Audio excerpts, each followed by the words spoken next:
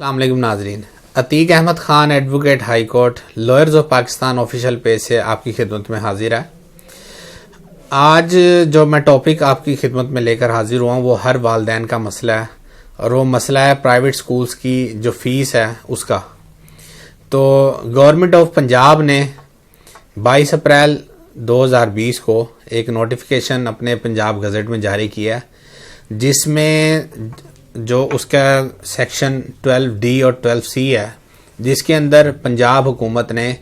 Clearly بتایا ہے کہ جب بھی کوئی کلائمیٹ آئے، کوئی ہوا جب تیز چلے، اس میں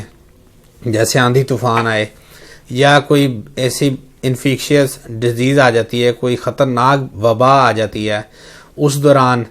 یا جنگ ہو جائے، جنگی حالات میں، یا کسی بھی طرح جب گورنمنٹ آرڈر کرے کہ تمام لاک ڈاؤن ہو جائے، تو ان سارے حالات میں اگر سکول بھی بند ہو جاتے ہیں تو یہ گورنمنٹ آف پنجاب نے نیا آرڈیننس نکالا ہے کہ وہ سکول کے مالکان اس دوران والدین سے جو ان کی فیس ہے مقررہ اس سے 20% کم لیں گے اور منتھلی وائز لیں گے۔ جس طرح ابھی آج کل گرمیوں کی چھٹیاں ہیں اور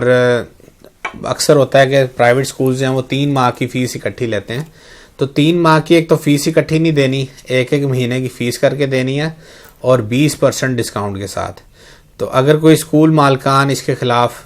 اگر وہ اس پر عمل نہیں کرتے اس قانون پر، تو ان کے خلاف سخت قانونی کارروائی کی جا سکتی ہے